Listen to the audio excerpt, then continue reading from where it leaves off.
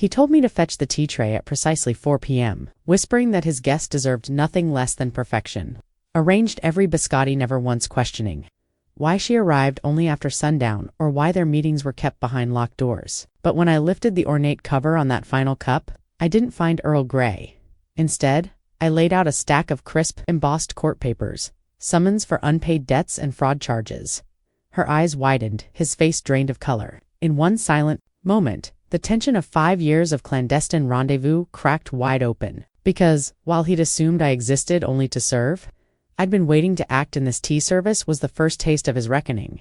I never intended to be more than the quiet presence in the hallway. But 5 years ago, I stepped into that opulent mansion, clutching a freshly pressed uniform and a resolve to prove my worth. The exact moment the mistress preferred her roses trimmed, and the exact clockwork of the household staff's routine. By week 2, I was polishing silver trays until the reflections in them looked sharper than the chandeliers overhead. By month 3, the youngest heir called me by name, asking if I'd tuck his socks just so. And soon after, the matriarch entrusted me with her most delicate heirlooms antique teacups, hand-painted by her grandmother, fragile enough to crack with a careless breath. They said I was the perfect employee, never late, never a word out of place, never a single missing cufflink when he inspected us at dawn. I took pride in that reputation, wearing my reliability like a second skin. I moved silently through the grand corridors, anticipating needs that hadn't even been voiced yet. If the master paused outside a portrait, I positioned a chair. If the lady sighed at the drawing room window, I drew the drapes without being asked. His world was a stage, and I was the backstage crew who kept every prop in order. Yet, as I shined the brass doorknobs each evening, I began to see more than I'd ever expected. The ornate oil paintings seemed to watch me back, their gilded frames hiding secrets beneath layers of varnish. Late at night, when the rest of the staff retreated to their quarters, I'd pass by the study and hear the muffled click of a safe, the scrawl of ink on hidden ledgers. I spotted unpaid invoices tucked behind dusty ledgers, floral-print envelopes, bulging with unmarked bills, even a sheet of paper stained with red lipstick and a single name scrawled in cursive. Everyone thought they knew their roles. The gardener tended the roses, the cook prepared dinner, the chauffeur waited at the gate, but I was the one allowed in the inner sanctum. My keys jangled quietly at my belt keys, 2 closets no one visited, 2 wine cellars locked against course change, 2 secret panels that slid open at midnight. "I trust you with everything," he'd said on my first morning, shaking my hand with a hint of challenge in his gaze. That challenge drove me to outdo myself daily. I catalogued every silver spoon by weight and maker. I studied the family crest on the leather-bound guest book until I could trace it blindfolded. I memorized the daily flower order and could tell a peach bloom from a salmon one in dim light. My uniform remained immaculate. My posture never wavered. And the praise swelled. Letters of recommendation tucked into my paycheck envelopes. Holiday bonuses that felt like paychecks in themselves. Praise from visiting dignitaries for the exemplary staff. But with every accolade, I felt the pull of a question I couldn't shake. Why did this family, so rich in every comfort, surround themselves with walls this thick? Why did the mistress, never mentioned at formal dinner, arrive on a creaky side staircase precisely at 10:47 p.m.? Why did he insist on locking the study door but leave the windows wide open? I logged these anomalies in the corner of my mind like a detective, piecing together the puzzle in the margins of my memory. I imagined the walls had ears and, maybe, just maybe, I was meant to listen. I found receipts for jewelry purchased at odd hours and coded instructions scribbled on napkins. I noticed that the kitchen staff whispered in hushed tones when the mistress arrived, as though she carried a secret fragrance that set them on edge. I realized that every silver tray I carried was a stone and a foundation built on unspoken transactions. They washed dishes and they tapped their shoes on marble floors and they bowed when the master passed. But no one else looked closely at the safe behind the portrait of old Master Clayton, or counted the uncashed checks in the locked desk drawer, or paused at the yarn of whispered rumors that drifted through the servants' quarters like smoke. Only I combined flawless service with inquisitive observation, and I did so quietly, like a ghost observing its own house. I was the confidant without words, the auditor of glances, the keeper of patterns. In public, I was the perfect employee. In private, I was the only one who sensed the household's heartbeat skip when certain names appeared on the call sheet, names that never featured in polite conversation, names that belonged to lovers and lenders and late-night creditors. Each detail I recorded sharpened my focus. When he congratulated me on my unwavering loyalty, I smiled and nodded, storing every syllable for the day it would matter most, because beneath that polished service, I'd started to notice things no one else didn't. Those things were about to rewrite all the rules of who served whom. The first time I heard it was in the linen closet's soft voices muffled behind stacked piles of freshly laundered sheets. I was retrieving the master's monogrammed towels when I caught snippets late again. "Don't let the staff see you." And she's expecting her usual blend. My heart skipped. The mistress. I'd never heard mention of a regular guest at that hour. Carefully closing the closet door, I carried the towels out as if nothing had happened, but my mind raced. Later, I noticed the footman slipping past the back stairwell at midnight, his gloves folded neatly in his hand as though he hadn't just come from a rendezvous. The cook's apprentice whispered about a peculiar catering order: 2 portions of smoked salmon, one to be plated in the servants' quarters. I felt the atmosphere shift around me. The servants' quarters buzzed with furtive glances and half-finished sentences, the staff reluctant to meet my eye. I realized this wasn't mere gossip, which was a code, a warning that something untoward was happening behind the mansion's gilded facade. Over the next few days, I pieced together the clues. The mistress I'd glimpsed once through a crack in the study door, a silhouette in a slinky gown, whispering something that made him lean in too close. The code phrase scratched into a note beside the silver tea set: Earl Grey, no lemon. The mysterious key the footman carried, dangling on a chain inside his jacket pocket. They all pointed to a secret appointment no one else dared discuss. I began to listen for more. The echo of her heels on the marble floor, the faint scent of jasmine that clung to the library's drapes, the hush that fell over every room when she stepped inside. One evening, as I adjusted the drapery in the drawing room, I found a half-smoked cigarette tucked behind the velvet tassel far, too expensive a blend for the staff's usual fare. It was stamped with a crest I didn't recognize. Instead of discarding it, I slipped it into my pocket. Later, by the flickering glow of my small desk lamp, I compared that symbol to the family's letterhead and found no match. She was an outsider, and they'd gone to great lengths to conceal her presence. I started keeping a discreet journal, a ledger of times, places, and overheard orders. I noted that on Thursdays the mistress arrived at exactly 10:12 p.m., stayed precisely 72 minutes, then slipped away in a chauffeured car. On Saturdays she brought gifts for the youngest heir, as though ingratiating herself into the family circle. No birth announcements, no invitations, just a pattern I couldn't ignore. With every entry, the mansion's hum of normalcy fractured a little more in my mind. I walked the halls at odd hours to confirm my instincts. I pressed my ear against the study door at midnight and caught the thrum of muffled laughter. I peeked through the frosted glass of the concierge's office too. See a ledger marked ease with entries for rose petals, silk scarves, and cryptic amounts of cash. I felt the thrill of discovery of being the only one who truly understood the hidden logic of this household. Yet I also sensed danger. This mistress was no amateur. She'd learned the mansion's rhythms and exploited them. She arrived through the servants' entrance, trusted by the butler, who'd never questioned her presence. She drank tea in the drawing room, leaving behind a single porcelain cup engraved with her initials. But more compelling than her initials was the hush she commanded. Seconds after she left, the staff would hurry to restore the room as if she'd never been there, scooping fingerprints from the silver tray as though they feared her very touch. I realized that whoever she was, she wielded soft power, leveraging the master's infatuation to twist the household to her will. Conversations evaporated when she appeared. Instructions reversed when she dissented. The quietest presence in the room shaped every decision, and I saw that even the matriarch, ensconced behind her social circles, knew better than to cross her. That evening, I decided to uncover her identity outright. I scoured the master's private phone log, accessing it in the locked study when he was late for dinner, copying a series of numbers he dialed just after dusk.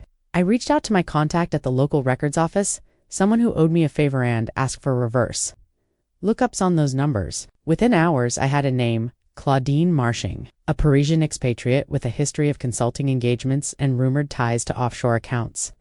Her last public address had been a private villa on the Riviera where she'd hosted gatherings for influential socialites. I penned her name at the top of my journal page, underlining it twice. With that, the mistress became a trespasser in my eyes, an interloper whose interests ran deeper than mere companionship. She was part of a larger game that threatened to undermine the household's stability and the master's reputation. I understood then that my role had to evolve. No longer could I be the silent observer polishing the silver. I had to become the strategist who would expose the truth. But I also knew that if I moved too hastily, I'd be dismissed as a meddling servant rather than a reliable staff member. I needed proof that couldn't be ignored. a moment so perfectly orchestrated that no one could deny its authenticity. As I closed my journal and extinguished the lamp, I felt the familiar calm of purpose replace the earlier buzz of curiosity. I'd learned the mansion's unspoken rules and mastered its secret rhythms. Now it was time to bend those rules to my design and plant the seed of revelation in the brightest spotlight they could muster. Because the whispers in the hallways weren't just rumors. They were the tremors that would herald the mansion's greatest upheaval, and what happened next would shock them all. I spotted her the first time on a rain-slicked Tuesday night, slipping through the ornate iron gates in a veil of mist.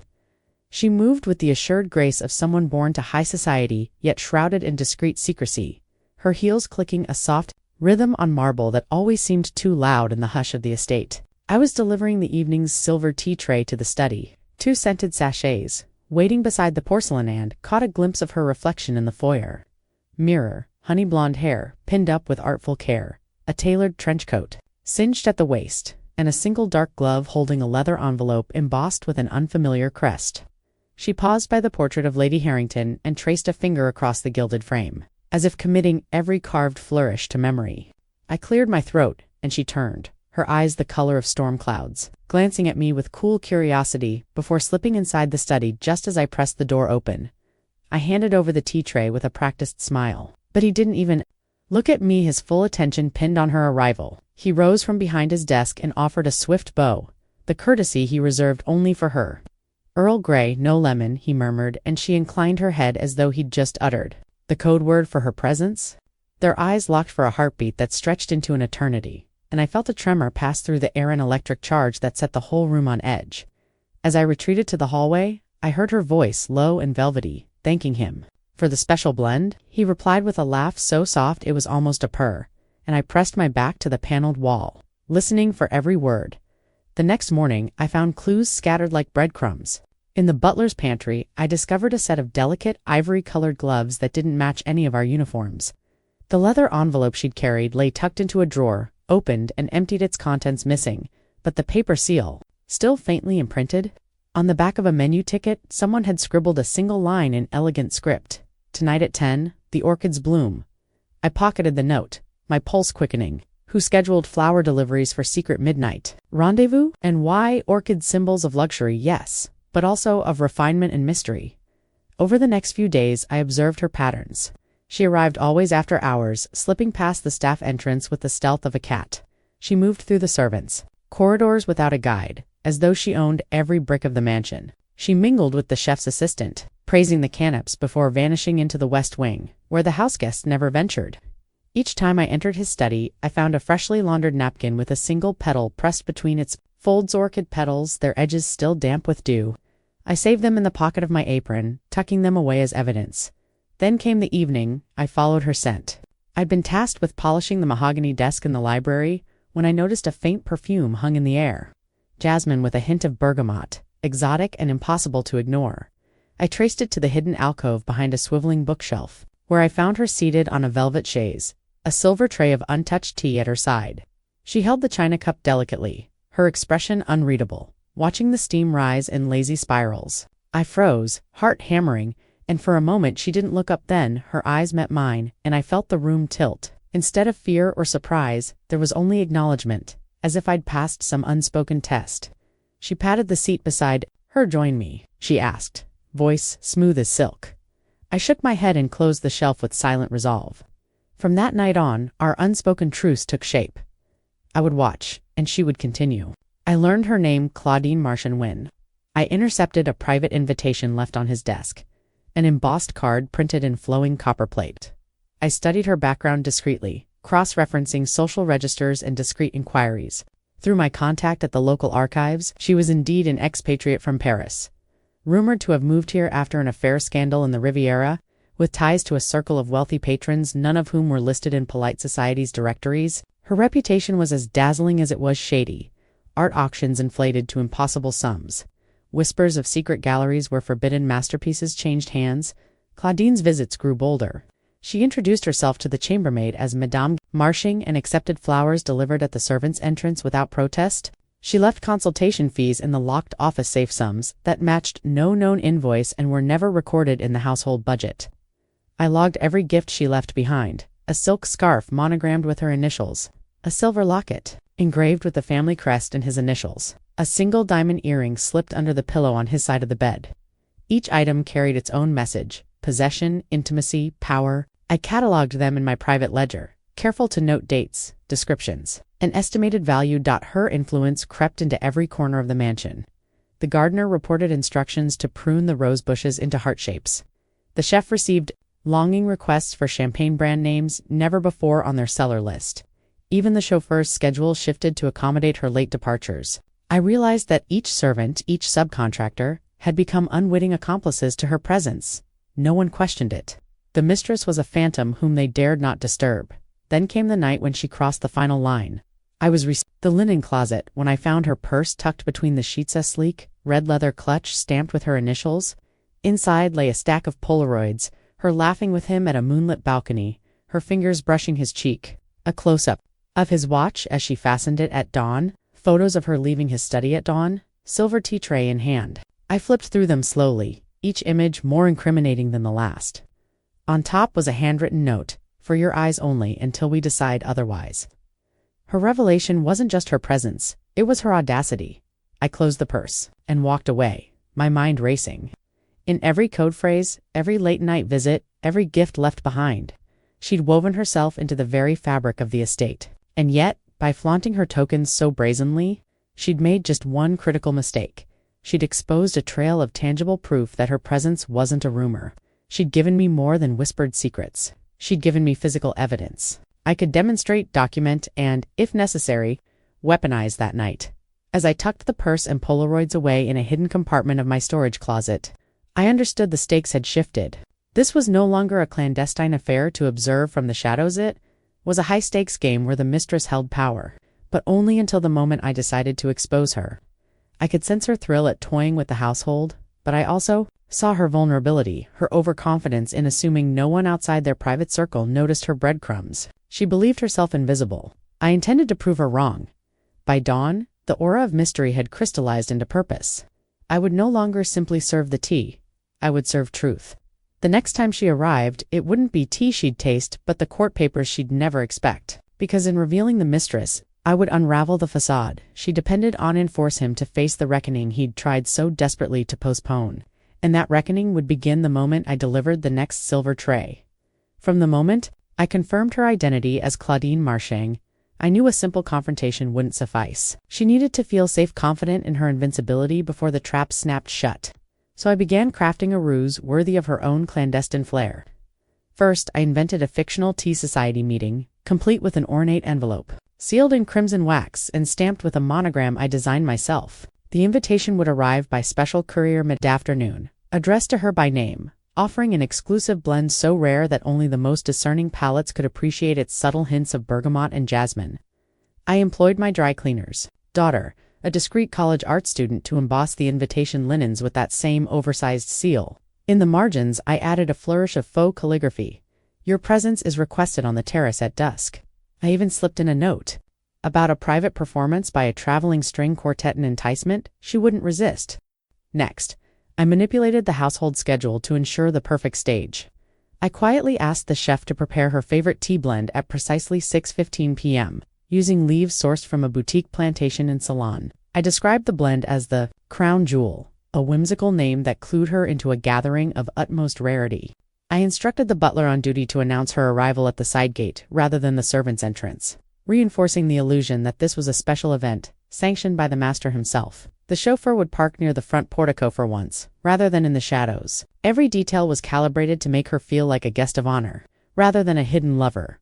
Meanwhile, I conspired with the family's long-trusted attorney, a man whose service extended back to decades and whose discretion was legendary. Under the guise of having discovered an overdue contract, I arranged for him to deliver a set of urgent documents at the same hour as the tea society gathering.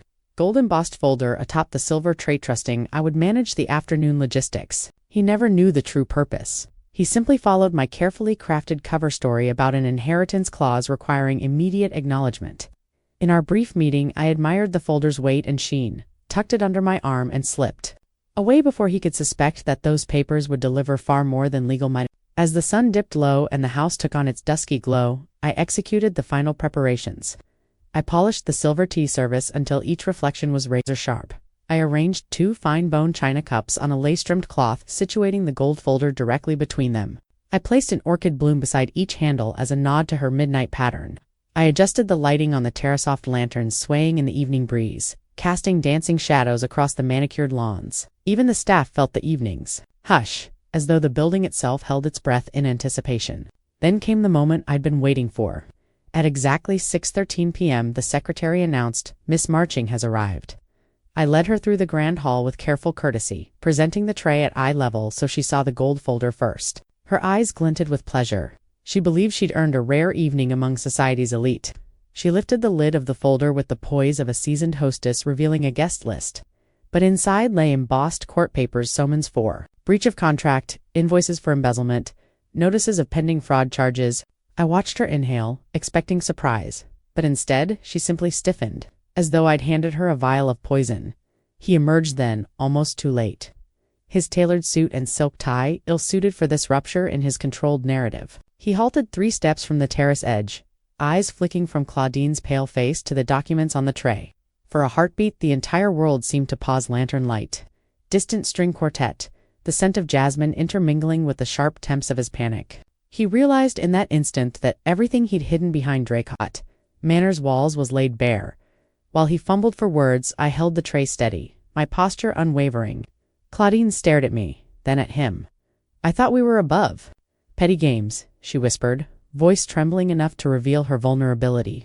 He tried to step forward, to intercept the folder, but she withdrew, lifting the papers as a shield. "These were irrevocable trust papers. It's time you acknowledged their legitimacy." His mouth opened, closed, and I could almost see the gears turning as he tried to calculate an escape. But there was none. Not tonight. Not here.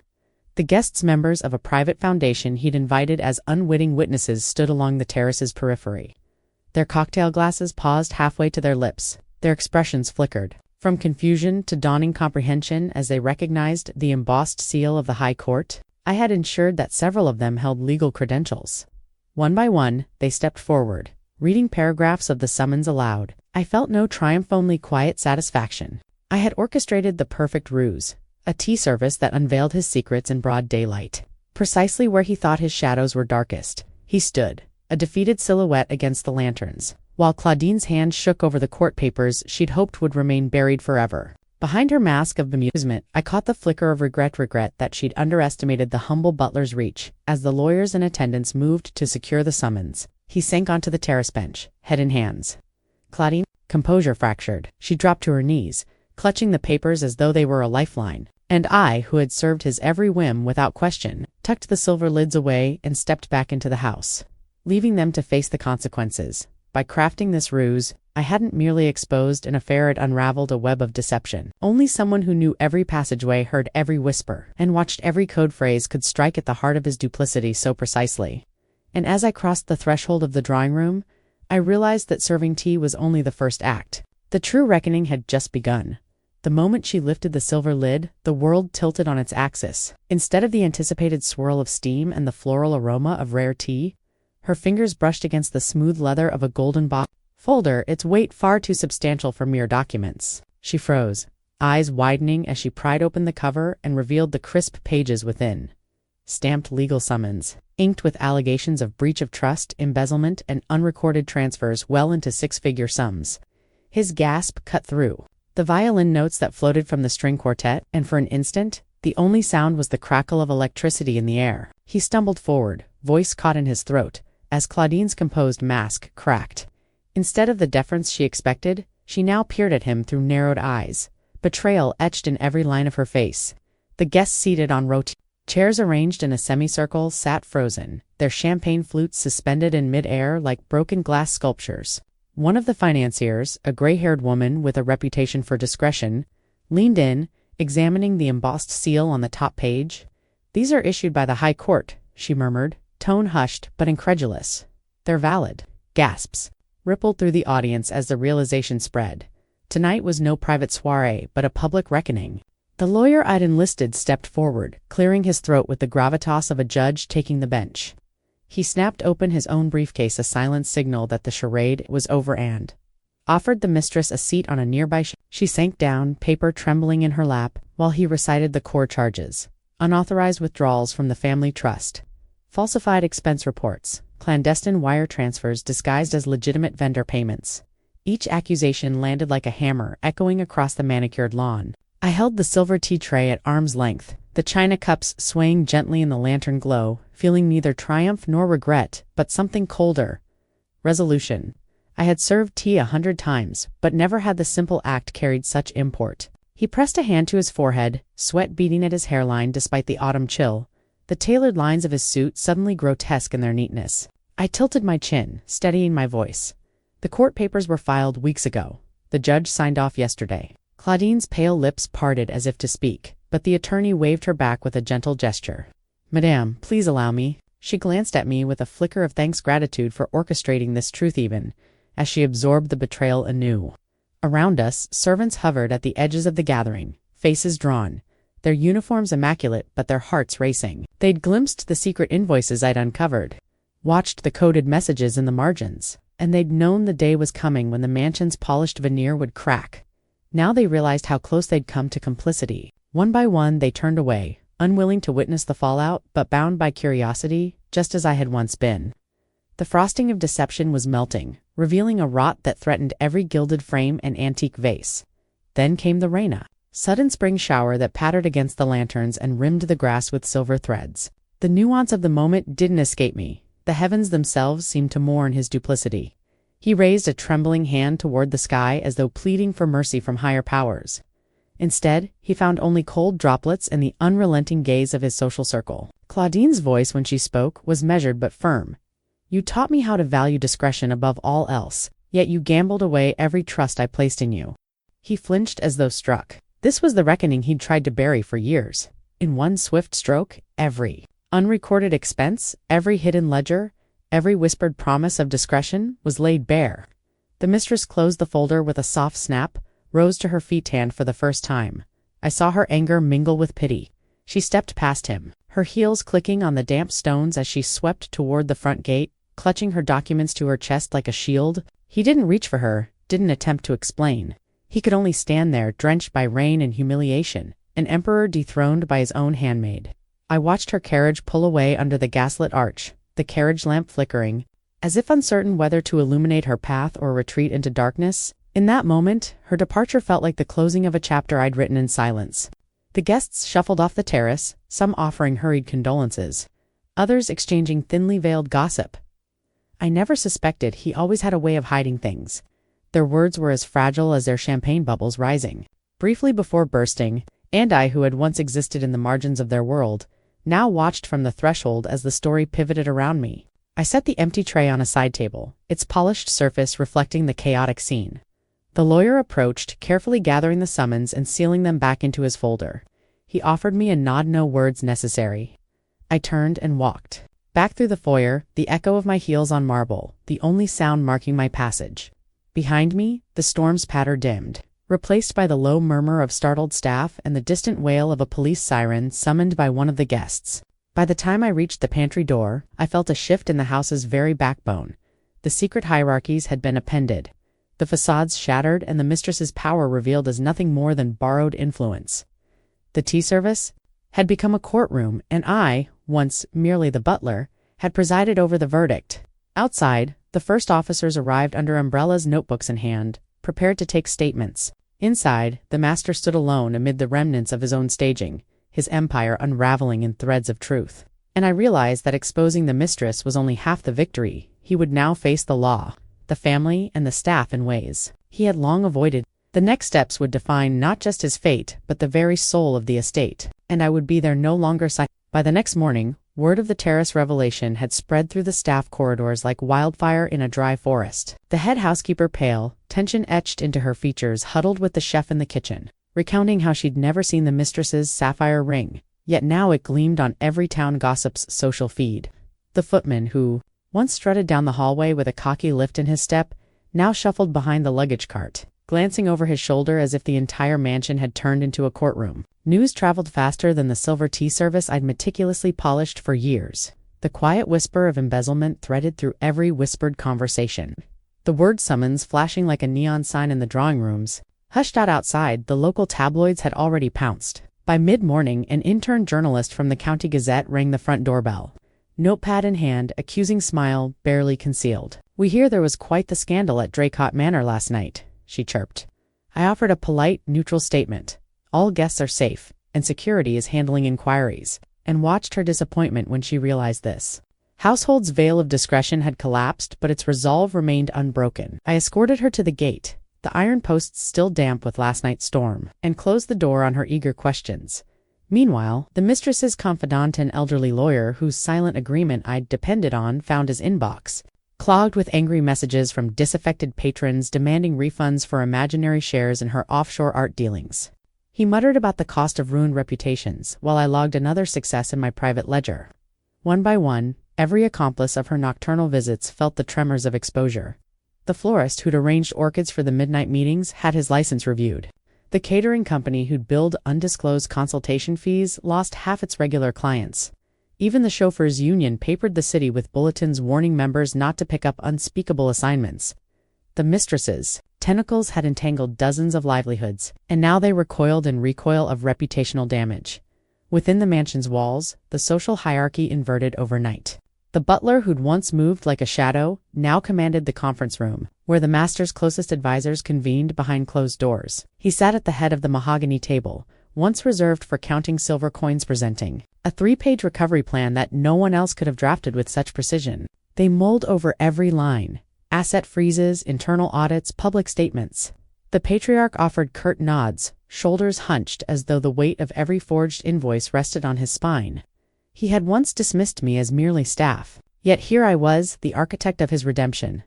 Outside the estate, the neighbors gawked. Women clustered by their hedges, clutching tea mugs as they watched a convoy of black sedans ferry police cars up the gravel drive. "Do you think they'll press charges?" one asked, voice pitched high. "I heard she's worth millions," another replied, and he funneled the funds into some secret art fund. Their curiosity was insatiable. They passed smartphones from one to another, eyes widening at the grainy footage of Claudine fleeing under lantern light. Within hours, social media murmured in two camps, one painting her as the conniving seductress, the other blaming the master for betrayal and theft. #Draycott scandal trended regionally. Their scandal salve for the town's boredom, a spicy side dish to its usual headlines about bake sales and garden clubs. His legitimate fiancée and heiress, with a reputation for poise, found herself thrust into the storm's eye. She arrived at the gates in her calm blue suit, expression carefully neutral, determined to control whatever narrative she still could. But when the groundskeeper ushered her in, her perfectly sculpted mask slipped just enough to reveal doubt. She demanded a sit-down with me, convinced I could deliver a statement more palatable than the one they'd hastily released. In the drawing room, she perched on the edge of an armchair, fingers tapping the carved wooden arms. "Please," she implored, "tell me what happened. I need answers before the press locks onto my name." I supplied her with a factual timeline. The invitation, the tea service, the summons. No sugarcoating, no exculpatory flourishes, only cold, hard chronology. Her eyes bristled with tears she refused to shed, and she rose abruptly, knocking the chair back with a crack that echoed like a verdict. "I never want to see her face again," she whispered, "and I never want to look at him the same way." He retreated to his private study, sealing the door behind him and burying his face in his hands. The familiar chime of the grandfather clock sounded like an accusation.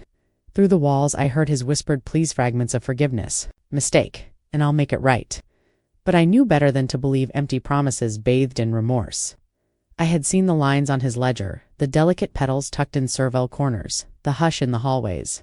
His affections had shifted too many times, always away from duty and toward discretion. Meanwhile, the staff faced their own reckonings. The head gardener, once proud of his sculpted hedges, spelling out the family crest, now tugged at his collar, eyes hollow as he recalled clipping heart-shaped roses for the mistress's Tuesday visits. The chef, apron stained by decades of service, refused to meet my gaze in the kitchen, haunted by the memory of preparing canapes intended only for stolen moments. The chauffeur, plumber, dry cleaner, each felt the barbed question. How much did they know, and when did they overlook their complicity? I offered them assurance that their jobs were secure, provided they cooperated with the internal review I'd initiated. But I also made it clear that ignorance would no longer be a refuge. They nodded, relief and guilt warring on their faces. As dusk fell again, this time without clandestine visitors, the mansion's grandeur felt hollow.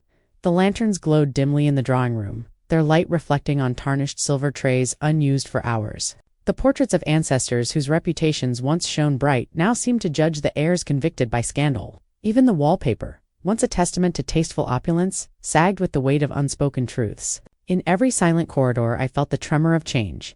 This was no longer a house built on whispered promises and hidden fees. It was a citadel under scrutiny. In the distance, sirens grew louder. Police uniforms clustered around the carriage. House, unmarked vans, ready to cart away boxes of documents and digital drives. The attorney I'd engaged oversaw their entry, ensuring that the court papers I'd served composed only the first act of a larger investigation. Investigators would pore over ledgers, call records, guest logs, every scrap of paper and pixel of data. The mistress had been the catalyst, but the operation he'd built now faced dismantling, piece by piece, and me. As I watched the mansion's ordered world unraveling into chaos, I realized the true scope of what I'd set in motion. I was no longer just the butler who polished silver and poured tea. I had become the guardian of honesty in a house accustomed to hiding its secrets behind closed doors.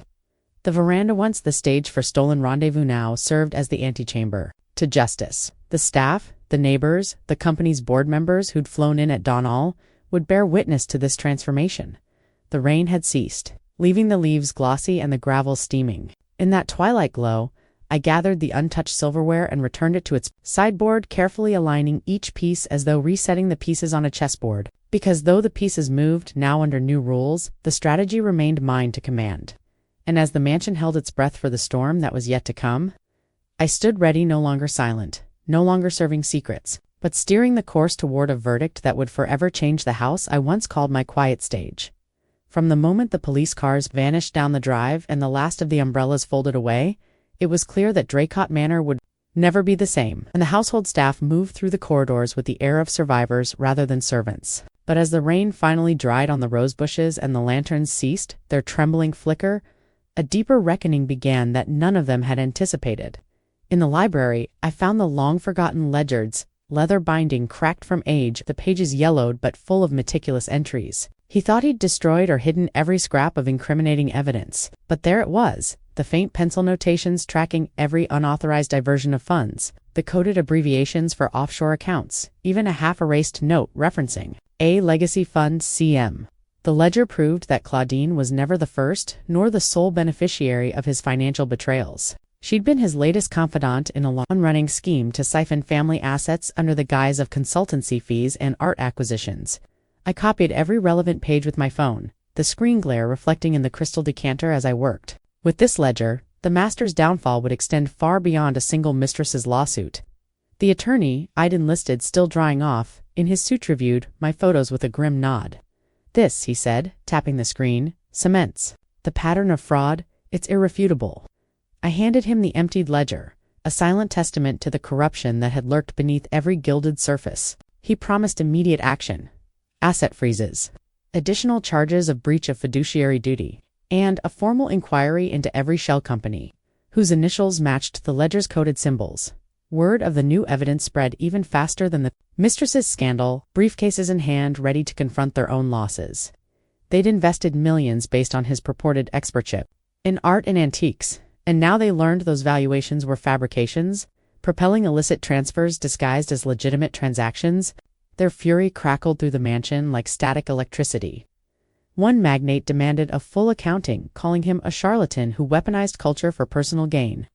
A second tore up his membership certificate, vowing never to trust. Another exclusive club, noting how their disgruntlement fueled the final chapters of this saga. Inside the house, staff morale shifted from tension to purpose. The head housekeeper, who once flinched at the mistress's arrival, now sought my guidance on how to implement new checks and balances. The chef volunteered to audit the catering bills personally, aligning every invoice with photographic proof of delivery. Even the footman asked if he could learn to verify guest logs instead of merely routing them. Each member of the household began to embrace accountability, transforming from reluctant accomplices into active guardians of transparency. Their trust in me solidified. I wasn't merely the butler who had served. T.I. was the steward who safeguarded their integrity. Meanwhile, the master remained barricaded in his study, the door locked against any interloper. His once-proud silhouette, framed by the rain-streaked window, looked smaller each day. Public opinion had turned merciless. Headlines branded him society's phantom banker, mansion of lies, the embezzler in evening attire. His social calendar evaporated, invitations rescinded as quickly as they'd been extended. Charity boards disowned him. Boardrooms ejected his nominees. Even his fiancée, who had once clung to the mansion's traditions, formally ended there. Engagement in a terse, one-sentence statement that read, in part, "I will not stand by someone who betrays trust at every level." And then came my own quiet elevation. With the mistress's case filed, the foundation's demands lodged, and the master's assets under protective order, those who still had any faith in Dracot Manor recognized the only person who could hold the household together. During a closed-door meeting again convened in the library, I was offered the title of estate manager, entrusted with overseeing not just the staff roster but every financial ledger, guest list, and supply contract. The patriarch's attorney vouched for me personally, citing my foresight in preserving evidence and my unwavering commitment to uncovering truth. I accepted with measured gratitude, aware that the uniform I wore now symbolized more than silent service. It represented stewardship of a legacy reborn. Late that evening, as I walked the corridors alone, I paused before the portrait of the manor's founder, a stern-faced woman whose vision had birthed this estate. I imagined her eyes following me. As I passed, satisfied that her home was safe once more. In the quiet stillness, I considered the lessons this upheaval had taught me about power, loyalty, and the subtle force of observation. He had believed that wealth exempted him from scrutiny, that his whispered transactions would never echo in the halls. But I had seen every tremor in the floorboards, every flicker of candlelight in the dead of night, and I'd turned those silent clues into a reckoning. So here we stand.